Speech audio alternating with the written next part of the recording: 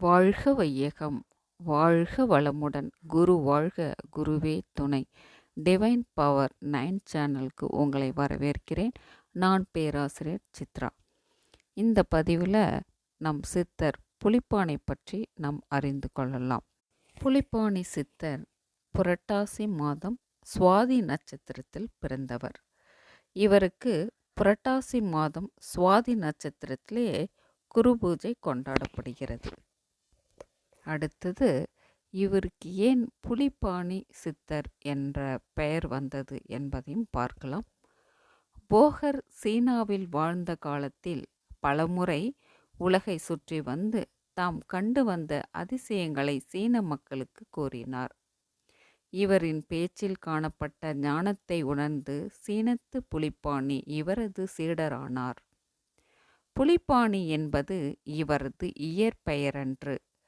புலி ப்ளஸ் பாணி, புலி என்ற தமிழ் விலங்கு சொல்லுடன் பாணி என்ற சொல், அதாவது தண்ணீர், இந்துஸ்தானின் சொல்லும் இணைந்த இப்பெயர் உண்டானதாக கூறுவர். இப்பெயர் மாற்றத்திற்கு ஒரு கதையும் கூறப்படுகிறது.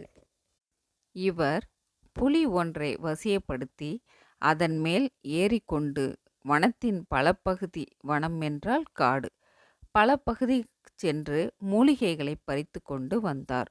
ஒரு நாள் போகர் குடிப்பதற்கு தண்ணீர் கேட்க, தம் குருநாதர் கேட்டுவிட்டாரே என்பதற்காக புலி மேல் ஏறி சென்று வெறும் கையிலே தண்ணீரை திரட்டி கொண்டு வந்து குருநாதரிடம் கொடுத்தாராம்.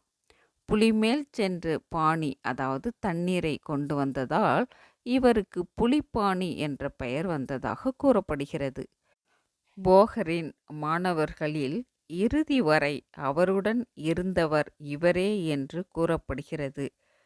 பழனிமலை முருகன் கட்டளைக்கிணங்க தண்டாயுதபாணி சிலையை போகர் செய்வதற்கு உறுதுணையாய் இருந்தவரும் புலிப்பாணியே. நவபாஷாண மூலிகைகளை இவர் தமது புலியின் மீதேறி சென்று பறித்து வந்ததாகவும் கூறப்படுகிறது. அந்த நவபாஷாண முருக கடவுளை உருவாக்கிய போகர் சமாதிக்கு செல்லும் முன் பழனி தண்டாயுதபாணி பூஜைகளை கவனித்து கொள்ளும்படி புலிப்பாணியை நியமித்து சென்றார். ஆனால் பிற்காலத்தில் அந்த பெருமை பறிக்கப்பட்டு அவரை போகர் சமாதிக்கு மட்டும் பூஜை செய்ய அனுமதிக்கப்பட்டது. போகர் பழனியில் நவபாஷாணத்தால் சிலையை உருவாக்கிய பின் சீன தேசத்திற்கு சென்றார். அங்கு தமது தவ வலிமைகளை இழந்துவிடவே இந்த புலிப்பாணியரே அவரை தம் முதுகிலேயே சுமந்து வந்து பழனியில் வைத்து அவருக்கு சகல தவ வலிமைகளும் அளித்தார் என்றும் கூறப்படுகிறது.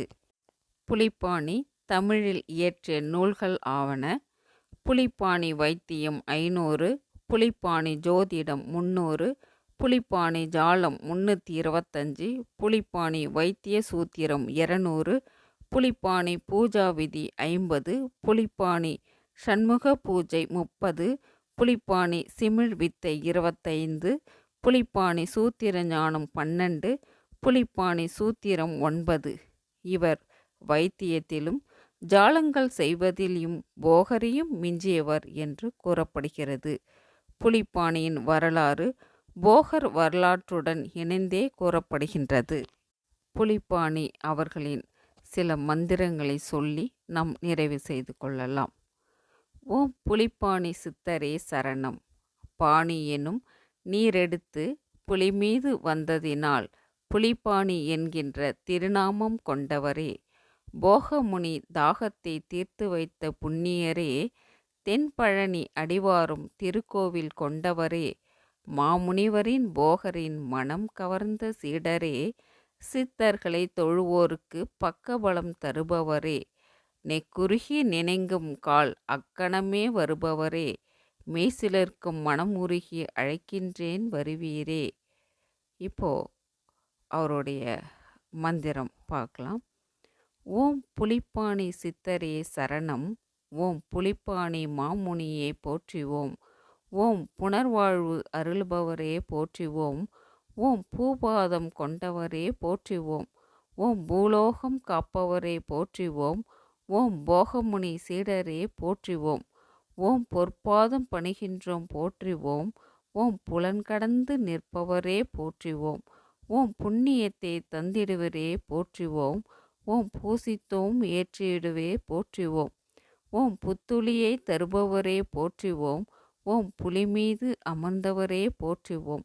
நம் அனைவரும் சித்தர் புலிப்பாணியருடைய ஆசிகள் பெற்று வாழ்வில் எல்லா வளமும் நலமும் பெற்று வாழ்வோம் என்று சொல்லி நிறைவு செய்து கொள்கிறேன். நன்றி. வாழ்க வளமுடன்.